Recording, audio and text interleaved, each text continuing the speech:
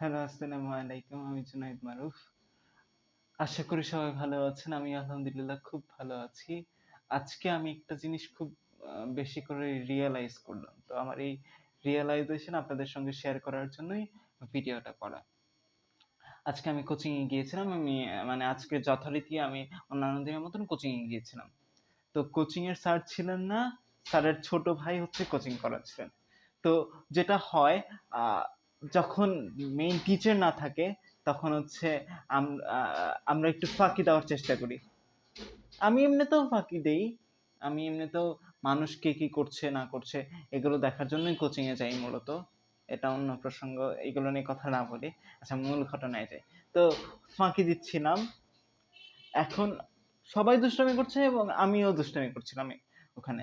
উম তো আমি একটা আপুর সাথে কথা বলছিলাম এবং আপুটাকে ছেড়ছাড় করছিলাম। তো হঠাৎ করে না একটা ভাইয়া এসে আমাকে লিসেন দিচ্ছে যে অমুক তমুক হ্যান-ত্যান, মানে নিজের কাজের দিকে ফোকাস করো। তুমি কেন হচ্ছে লাইক অন্য কাউকে জ্ঞান দিচ্ছ? তো আমি জাস্ট এটা রিয়ালাইজ তারপরে হচ্ছে ওই আপুটা হচ্ছে এই ব্যাপারটা নরমাল করতেছে যে, না ও তো আসলে হচ্ছে মজা করতেছে আমার সাথে।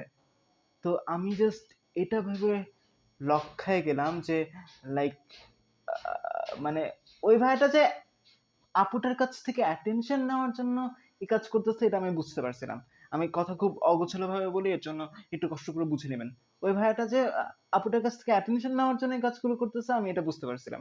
হ্যাঁ, তো এরপরে আমি রিয়ালাইজ করলাম এবং আমি লক্ষ্যায় গেছি যে একটা ছেলে একটা মেয়ের কাছ থেকে অ্যাটেনশন পাওয়ার জন্য কি করতেছে আল্লাহ! মানে ওই মেয়েটা ফোন চাইলো, ফোন দিয়ে দিল এবং আ ওই মেয়েটা যথেষ্ট আ আচরণের সীমা লঙ্ঘন করছিল এবং ছেলেটার কাছে ভালো লাগছিল। তো আমার কাছে জাস্ট মনে হলো যে আমরা কি একটা অবস্থায় আছি। এটাই ভিডিওটা করার জন্য।